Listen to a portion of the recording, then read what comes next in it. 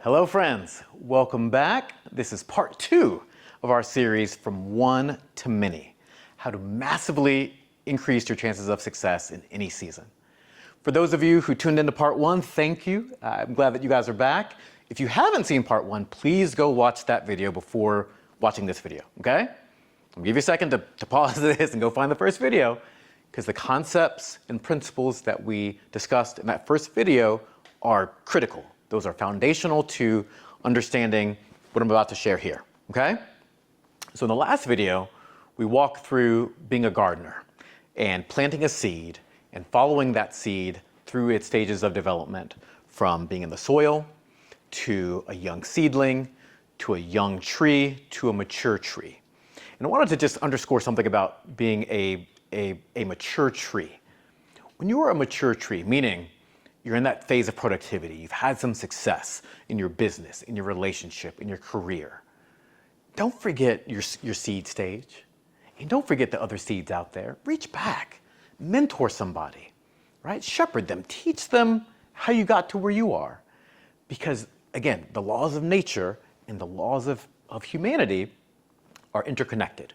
We are relational beings. The more we give and share and exchange, the better for each of our success, okay? And I'm passionate about this topic because, number one, as a psychiatrist, I work with people every day who are struggling with mental health disorders, stress, anxiety, depression, psychosis, a number of things.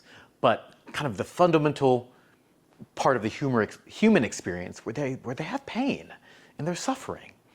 And the life that they want versus the life that they're experiencing are not the same. There's a disconnect. And so I'm a firm believer in personal development, in learning, in receiving coaching and mentorship. And so part of my assignment is to share with a broader audience the concepts and principles that I've used, that I've seen to be helpful in people's lives. And I hope that this empowers you. So on part 2 of this video, we're going to break down some other concepts as it relates to the law of multiplication and how to enhance our chances of success. And before we get into that, I wanted to make a quick little plug. So as someone who's been into personal development probably since 2016, and I started taking it seriously back in 2018, I started reading and writing. And one of the outcomes of the writing was this book, A Prescription for Living with Purpose. Available on Amazon, released it in 2020. It's got some great information in there, and what I'm sharing now is partly related to concepts in this book, but this is even more, right? I am humbled and proud to say that I've evolved even since then, that I am a better, wiser, more capable version of myself now than I was 4 years ago. How? Because I've continued to put in the work. I've continued to submit to the wisdom of other people. I've had multiple coaches. I've read, I've studied, I've learned. I'm intentional with the content that I consume, right? Because that's, again, we're going to talk about that more, but hear me when I say that. And take notes, just like y'all did in the first video. Get out your phones, get out pen and paper, take some notes, because I want this to be practical. I want you to be able to leave this conversation, this presentation, and put it into action today, right? Have something actionable and tangible that you can use today, okay? So that was the book. Now we're going to get into part 2, From One to Many. So, again, my art is fantastic. I don't care what none of y'all say. This art is fire. So here, I've got a picture of a honeybee. Why am I talking about a honeybee? Did y'all know that a honeybee, a single honeybee who weighs a matter of ounces, weighs probably the size of this marker cap, a single honeybee can pollinate up to 5,000 flowers in a single day? What? Y'all, I reminded myself of this. I read it, just the other day. I was like, what? How is that possible? Do you know that the queen bee within a beehive, and again, there's only one queen for every bee. There's hundreds or thousands of worker bees and pollinator bees, but one queen bee can lay up to 1,500 eggs in a day. So, woo child, we talk about productivity, and these are insects. These are creatures that don't have access to the same resources and capabilities that we have access to.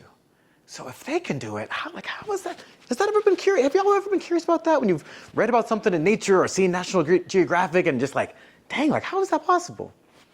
I'll tell you how it's possible. They know who they are. They stay on assignment. You don't see a honeybee trying to be a bird or a squirrel or looking around like, dang, how does that squirrel build that nest? Ooh, I wish I had some acorns. No. So stop, okay? They say comparison is the thief of joy for a reason. Be secure in who you are, in your identity, in your gift, in your assignment. And I'm telling you, the level of productivity, you can do prolific work if you stay on assignment. Okay, so I just wanted to underscore that as we enter part 2 of this conversation. So we're going to talk through some examples in a more practical way to unpack this theme of one to many. So we're going to start off with some, for lack of a better word, negative examples, and then go to the positive examples. So let's take the example of food, and more specifically, overeating. Okay? Some of y'all may remember this. There was a documentary back in the early 2000s. There was a guy named Morgan Spurlock who did a documentary called Supersize Me. Okay? He was, what he did was he ate at McDonald's every day, 3 meals a day, for 30 days as an experiment. Okay, and this was back in the McDonald's days where you could supersize your order and you could have a 64-ounce soda and a supreme size fries, all this stuff. So he ate 3 meals a day, 30 days at McDonald's. He was assessed by physicians on the front end, and then reassessed by doctors and on the back end, had lab work, etc. So he made one change. Hear me. He made one change to his lifestyle. He still went to sleep at the same time, woke up at the same time, lived in the same house, everything else was the same. He made one change, eating at McDonald's 30 days. What happened? This man gained over 20 pounds. His cholesterol levels went up. He experienced mood swings. He experienced sexual dysfunction. He says it, right? Look it up. From one decision, he experienced multiple consequences, okay? And what he later disclosed, because this was back in 2003, 2004, he did a follow-up interview many years later, back in 2017, I think, and he confessed at that time that he was actually drinking a lot of alcohol during that stage too. Huh? Listen, huh? Can y'all imagine? And I'm not laughing at that fact, but I'm just like, to me, that's common sense. Bad habits beget bad habits. Good habits beget good habits, right? So if you are doing something harmful to your body, you may be likely to do more things harmful to your body. This man gained weight, cholesterol went up, moodiness, sexual dysfunction, all that. It took him, and this was 30 days of doing this one decision, it took him months to lose the weight, to get his cholesterol back in check. Huh? I can relate. Y'all, listen, I have a 4-year-old. He knows about Happy Meals at McDonald's. He asked for Chick-fil-A by name. I said, Lord have mercy. I got to talk to my wife. We got to get back on track with some healthier processes. And I'm guilty, huh? I go to fast food. I eat it. I get it for him, right? He doesn't drive himself to the drive-through, right? So we have to be more intentional with what we do, because nothing happens in isolation. If you make one decision, good or bad, you're more likely to attract or make other decisions in the same vein. Okay? Let's talk about another example. Let's talk about, for all those couples out there, let's say you get in an argument with your spouse, with your partner. Again, okay? One argument. What happens? Trouble sleeping that night, headache, feeling guilty the next day, silent treatment, huh? Y'all walk around the house angry, huh? You go downstairs, pass each other during breakfast, ain't nobody saying nothing to no one, Kids got to go to school. Who's dropping? Y'all are having a stalemate, huh? Playing chicken to see who's gonna cave in first. Stop, right? But we do that. I do this. I've done this. I'm telling y'all. One, right? An argument, multiple consequences. Okay, one more. And this last one's gonna be a little heavy, but listen, I need y'all. We gotta talk about real stuff today, okay? We'll talk about sex, promiscuity, or watching pornography. I'm telling you,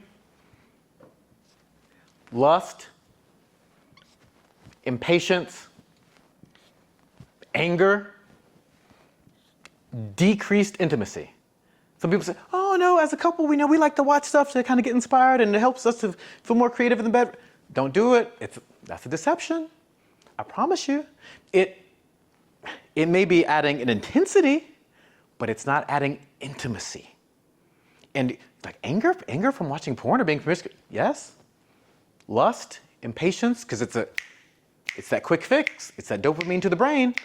And so what's actually needed for healthy intimacy is time and patience and nurturing and doing kind things for one another and surprising each other and sending sweet texts and emojis.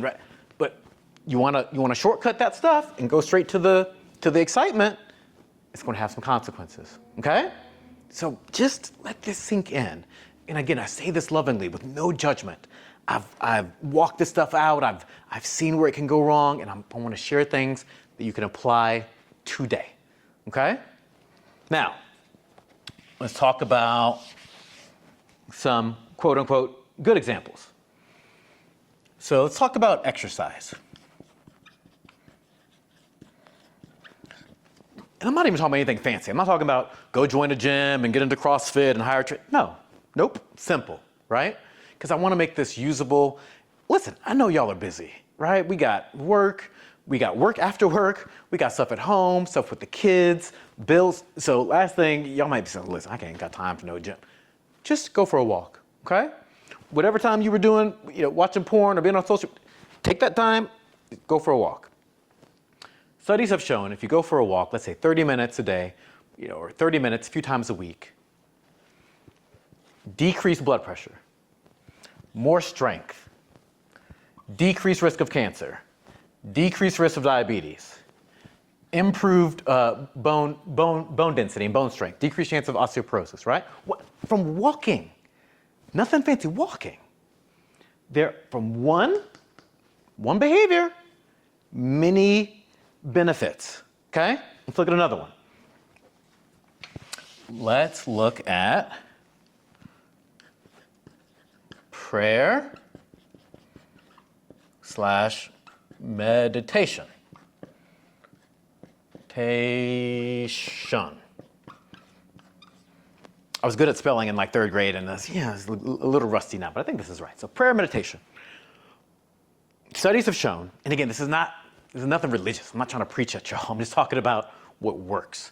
And the goal of this is to take more control over your mind, to feel more empowered, so that when you do something, when you take action on something, you are more likely to have the results that you want. You be the person, you do the things, you have the results. Okay? In that order. Be, do, have. That's the order. I didn't invent it, but it's what works. Okay? Prayer meditation. They've shown that this decreases anxiety, improves memory and cognitive processing, decreases feelings of sadness or loneliness. Okay? One thing, you can be doing everything else can be the same. You can be staying up late at night. One change, multiple benefits. Okay, last one. Okay, we're going to talk about, this is particularly important for this day and age, social connection. Okay? Going back to COVID, for those of you who watched the first video, talked about my wife being pregnant during COVID and how just she had to really be intentional on avoiding absorbing the fear and the worry that kind of came with that mass hysteria and the seriousness of what was going on. Also, we know that COVID, when it came to social distancing and stay inside, it was a very isolating, a very disconnected time in life. And people suffered from that. And so we know that there are benefits of healthy social connection. Again, what are some of those?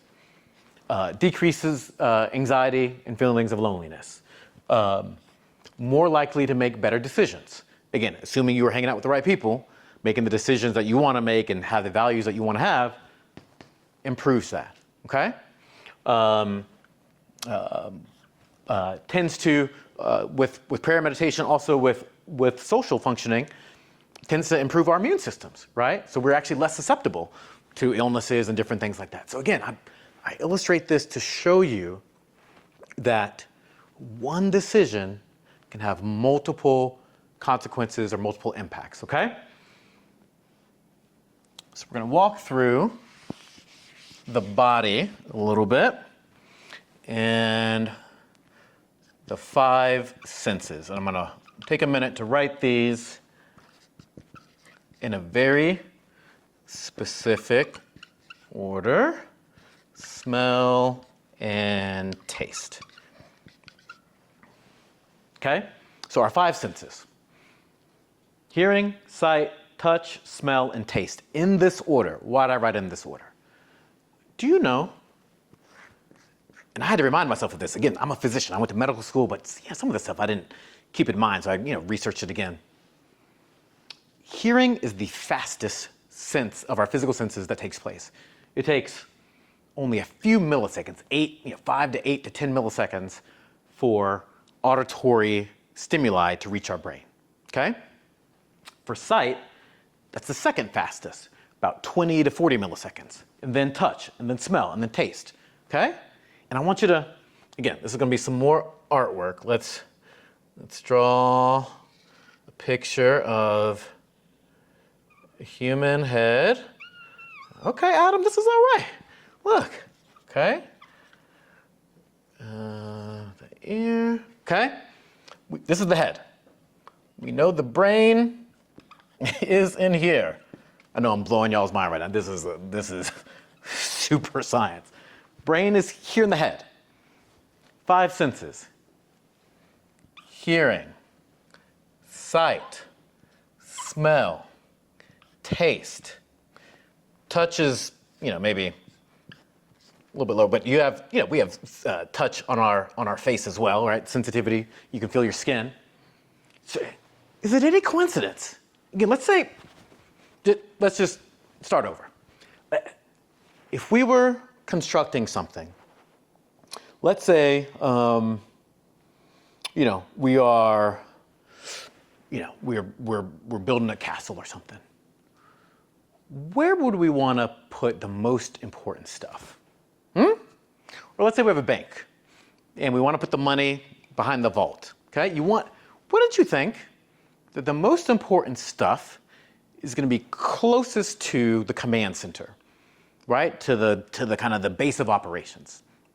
And so if you're a military base, they probably keep the blueprints or the plans the most secure, the closest to the kind of the command center.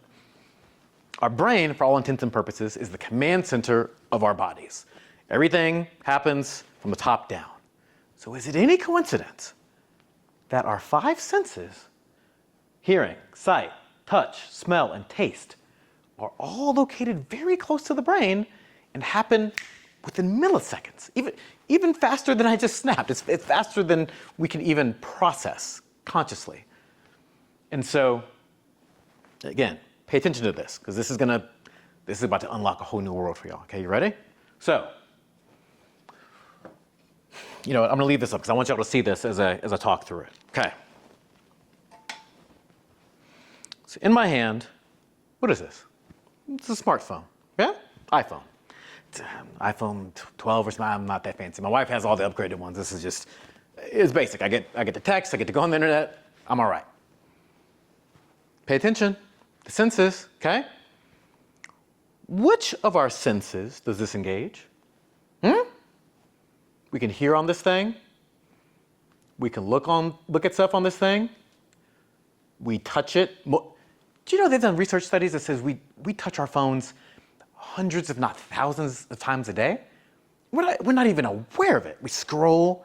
It's like an unconscious habit. Do you think it's any coincidence that the designers of this device tried to include as many of the senses on this as possible? If you could lick this phone, if they could have lavender come out of this thing, they would do it, huh? If they could get all 5 senses involved, because the more the senses, the more the intensity and the potency of the experience, and the more likely you are to come back and want another one. Okay? Think about eating a good meal. Have y'all ever walked by a bakery or somewhere, a restaurant? Let's say it's a spring day, it's nice outside, they got the windows open, and the aromas are just kind of emanating from the windows, and you smell the marinara sauce, you smell the cheeses, you smell the fresh baked bread, and next thing you know, you're like, dang, I am hungry. Let's stop in and look at the menu. Engages the senses. Next thing you know, you're making a decision. You are acting on it before you're even aware of it. Okay? Let's say you hear a song. Let's say it's an old love song, and it brings up these nostalgic feelings, and it was your first love, and you miss your ex, and it's a whole thing. And next thing you know, you're feeling sad, you're reminiscing, you are halfway into a pint of ice cream and a romantic comedy on Netflix because you done listened to the song, set yourself up. The senses, okay? Our 5 senses impact our thoughts, our feelings, and our behavior. It just is what it is. This is not anything trying to persuade y'all. I'm sharing information, I'm sharing some truth, and I hope you can see it. And that these 5 things have a lot of potential for influencing and controlling how we think, how we feel, and what we do. Okay? So hold on to that.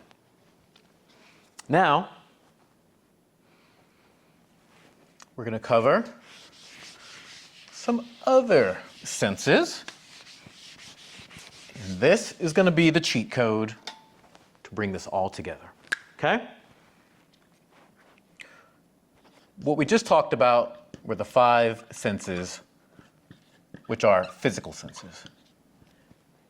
Now we're going to talk about some spiritual senses. And I would submit to you that things which are spiritual will always overcome things which are physical.